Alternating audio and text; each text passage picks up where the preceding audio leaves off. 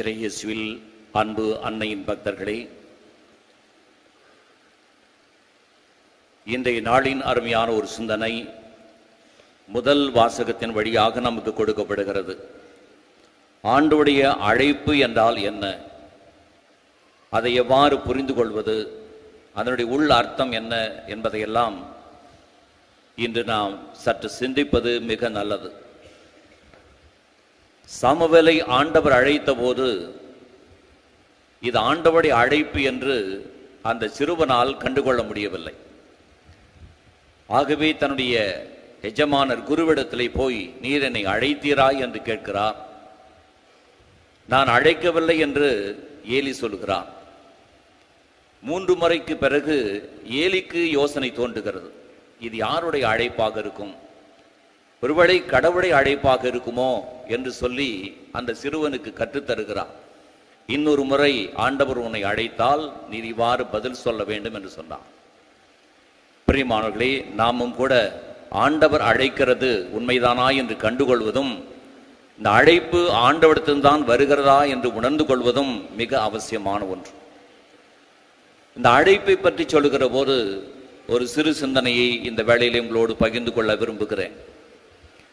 அழைப்பு என்பது உண்மையான அழைத்தலாக இருந்தால் அது எப்பொழுதுமே கடவுளிடத்திலிருந்து வருகிறது. God takes initiative என்று சொல்லுகிறார்கள். கடவுள் முதலடியை எடுத்து வைக்கிறார். எபேசியர் திருமுகம் 1ஆம் அதிகாரம் 5-6 வசனங்களை வாசிக்கிற போது இந்த அழைத்தலை பற்றி அழகான ஒரு வரி சொல்லுகிறது. என்னை அன்போடு நினைவு கூர்ந்து அவர் முன்குறித்து வைத்தார், அவர் என் மீது விருப்பம் கொண்டார், அதையே அவர் தீர்மானித்தார் என்று சொல்லுகிறது. அன்போடு முன்குறித்து வைத்தல்,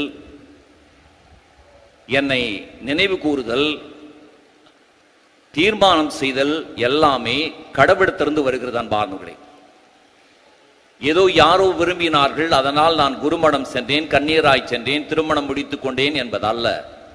மாறாக கடவுள் நம்மை அழைக்கிறார். இன்னும் அழகாய் சொல்லுகிறார்கள், God desires என்று சொல்லுகிறார். கடவுள் விருப்பம் கொள்கிறார். இவர் குருவாக வேண்டும், இவர் கன்னியராக வேண்டும், இவர் பொதுநலராக இருக்க வேண்டும், திருமண வாழ்வுக்கு வர வேண்டும், தலைவராக இருக்க வேண்டும் என்பதெல்லாம் கடவுள் விரும்புகிறார் என்று சொல்லுகிறது. அழைத்தலின் ஆழம் இதுதான். விவிலியத்தை புரட்டி பார்க்கிற போது அபிரகாமை அழைக்கிற இறைவனும் மோசேவை அழைக்கிற இறைவனும் அவர்கள் விருப்பப்படி அல்ல, மாறாக கடவுள் விரும்பி அவர்களை தெரிந்து கொள்கிறார். முதுபெரும் தந்தைகளாக இவர்கள்தான் நியமிக்கப்பட வேண்டும் என்று சொல்லி கடவுள் விரும்புகிறார். மத்தேயு நற்செய்தி 4ஆம் அதிகாரத்தை வாசிக்கிற போது அங்கே கடற்கரையிலே நடந்து கொண்டிருக்கிற போது பல்வேறு சகோதரர்களை ஆண்டவர் காண்கிறார். சீமோனை பார்க்கிறார், செபதேயுவின் மக்களை பார்க்கிறார், யோவானை பார்க்கிறார். எல்லாரையும் பெயர் சொல்லி அழைக்கிறார். இயேசு அழைக்கிறார். ஆம் பிரியமானவர்களே, ஆகவே இந்த அழைத்தல் உண்மையான அழைத்தல் என்று சொன்னால் அது கடவுளிடமிருந்து வருகிறது. கடவுள் நம்மை விரும்புகிறார் என்று அவரே தீர்மானிக்கிறார். அழகான வசனங்கள். ஆகவே இந்த தீர்மானம் கடவுளுடையது என்று சொன்னால் அதை மறுதளிப்பதற்கும் அது எனக்கு வேண்டாம் என்று சொல்வதற்கும் யாருக்கும் அருகதை கிடையாது. பழைய ஏற்பாட்டு புத்தகத்திலே யோனாவை ஆண்டவர் அழைக்கிற போது நீ போய் இறைவாக்கு சொல் என்று சொன்னார்.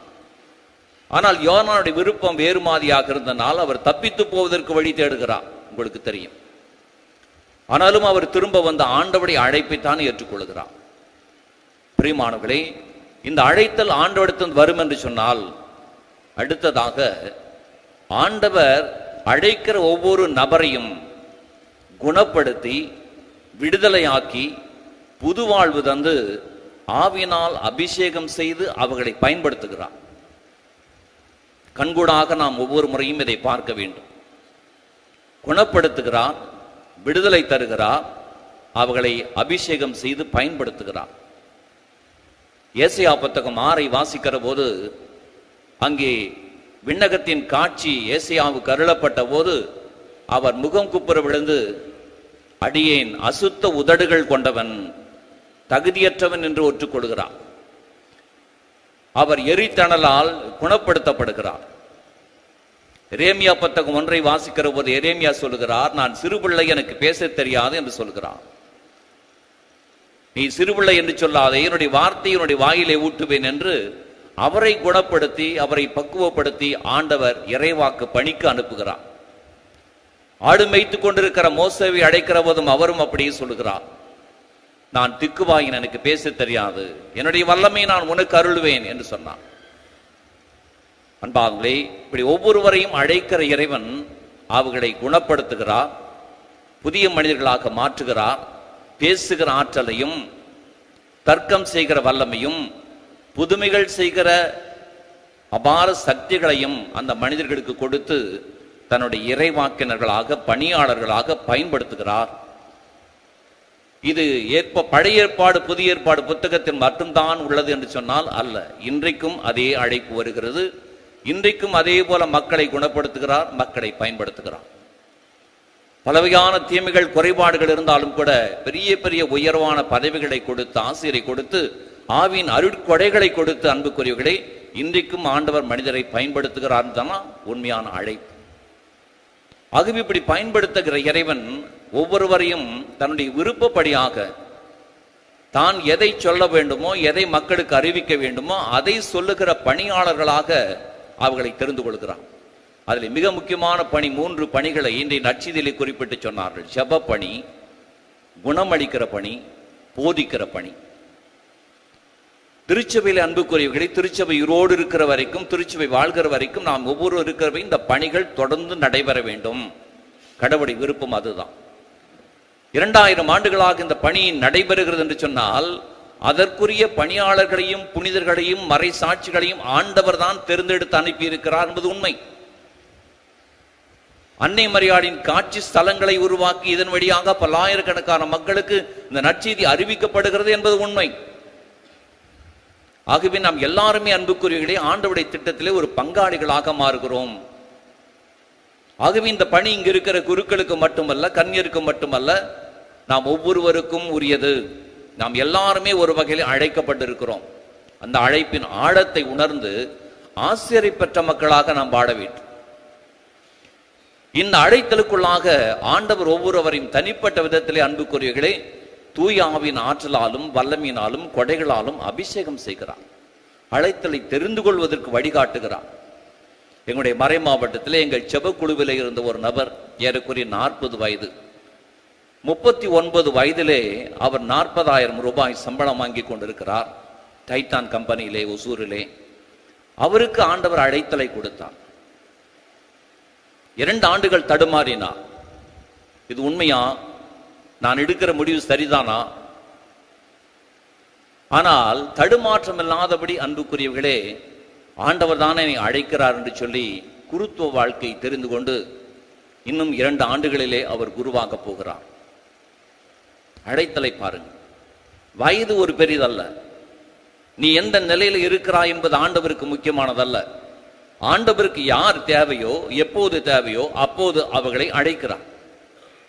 பெங்களூரில் இருந்த பிரிஸ் மஸ்கரனாஸ் என்கிற ஒரு கப்பலில் இருக்கிற ஒரு கேப்டன் பதவியில் இருக்கிறவர் அருங்குடை மறுமலர்ச்சி பணி 70 ஆண்டுகளிலே வருகிற போது அந்த பதவியை ஒரு கடல் பயணத்துக்கு பிறகு உதறி தள்ளிவிட்டு ஏறக்குறைய அந்த நாட்களிலே 1,00,000 ரூபாய் சம்பளம்.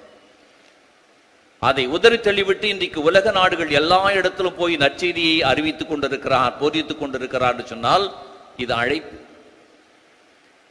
ஆகவே அன்புக்குரியவர்களை இன்றைக்கும் இந்த திருச்சபை வளர்வதற்கும் ஆண்டவருடைய பணிகள் தொடர்வதற்கும் இந்த அழைப்பு மிக அவசியமானது. உங்களையும் என்னையும் ஆண்டவர் அந்த அபிஷேகத்தினால் நிறைவு செய்திருக்கிறார். ஆகவே குணப்படுத்துகிற ஆண்டவர் மூன்றாவதாக நம் ஒவ்வொருவரையும் பல்வேறு நலன்களாலும் ஆசிரியனாலும் நிறைத்து நம்மை ஆண்டவர் பொது வாழ்விலே உயர்த்தி இருக்கிறார். ஆம் அன்புக்குரியவர்களே, இந்த திருச்சபையின் சமூகம் என்பது அல்லது ஒரு குடும்பம் என்பது ஒரு பங்கு என்பது ஒரு மறுமலர்ச்சிக்குள்ளாக வேண்டும், நற்செய்தி பணியிலே ஆர்வத்தை காட்ட வேண்டும் என்று சொன்னால் அது உங்களைப் போல இருக்கிற பொது நிலையினர் வழியாகத்தான் இன்றைக்கு நடைபெற்று கொண்டிருக்கிறது.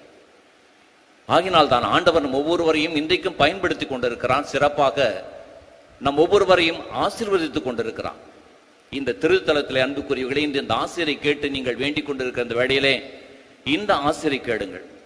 என்னை ஆண்டவர் எதற்காக அழைத்திருக்கிறார்? ஒரு குடும்பத்திலே ஒரு தலைவனாக, ஒரு தலைவியாக, ஒரு சமுதாயத்திலே ஒரு பணியாளராக நம்மை அழைத்திருந்தாலும் சரி, எந்த நிலையில் இருந்தாலும் அதற்குரிய ஆற்றலையும் சக்தியும் ஆண்டவர் உங்களுக்கு கொடுத்திருக்கிறார்னு சொன்னால் அதை அன்புக்குரியவர்களே மிகுதியாக பயன்படுத்துங்கள், முழுமையாக பயன்படுத்துங்கள். அப்போது மட்டுமே ஆண்டவர் தன்னுடைய இறைவாக்கு பணிகளை தொடர்ந்தது போல, நற்செய்தி அறிவிக்கிற, குணமளிக்கிற, விடுதலை அளிக்கிற பணியை தொடர்ந்தது போல இன்றைக்கு நீங்களும் நானும் அதே பணியை தொடர முடியும். இந்த திருத்தலங்களுக்கு வந்து போகிற மக்கள் எல்லாரும் ஏதாவது ஒரு நன்மைகளை பெற்றுக் கொள்கிறார்கள், ஆசீர் பெற்றுக் கொள்கிறார்கள், குணம் பெற்றுக் கொள்கிறார்கள் என்று சொன்னால் அதற்கு என்ன காரணம் அன்பானவர்களே? இங்கே நடைபெறுகிற வழிபாடுகள், இங்க இருக்கிற அருட்சாதன கொண்டாட்டங்கள், இங்கே நாம் பெற்றுக்கொள்கிற குணம் ஆண்டவருடைய தனிப்பட்ட ஆசீர்வாதம். நாம் ஒவ்வொருவரையும் ஆண்டவர் அன்பு கூர்ந்து செயல்படுகிறார். ஆம் பிரியமானவர்களே, அப்படிப்பட்ட இந்த அருமையான அழைத்தலை ஏற்று வாழ தொடர்ந்து வருகிற திருப்பலியை நமக்கு ஆசிரியும் அருளையும் வழங்கும்படியாய் கேட்போம். ஒவ்வொரு திருப்பலியும் நற்கருணை உட்கொள்கிற போதும் சரி, நம்முடைய ஒப்பு கொடுக்கிற போதும் சரி, அந்த கடவுளின் ஆவியானவர் செயல்படுகிறார். அந்த ஆவியானவரிடத்திலே அந்த ஆவியின் கனிகளாக இருக்கிற அன்பு, பொறுமை, மகிழ்ச்சி, நன்னயம் என்ற அந்த கனிகளை கேளுங்க. அதான் அடையாளம். ஆண்டவர் இயேசு கிறிஸ்து யோவான் நற்செய்தி 14 சொல்லப்படுவது போல, என்னுடைய சீடர்கள் என்பதை உலகம் எப்படி அறிந்து கொள்ள வேண்டும்? நீங்கள் ஒருவர் அன்பு செய்வதன் வழியாக அறிந்து கொள்ள வேண்டும் என்று சொன்னார். அந்த அன்பு வாழ்க்கை வாழ அன்னை மரியாள் நம்மை ஒவ்வொருவரையும் தொடர்ந்து வழிநடத்தி ஆசீர்வதிக்கும்படியாய், பரிந்து பேசும்படியாக திருப்பலியை தொடர்ந்து ஒப்புக் கொடுப்போம்.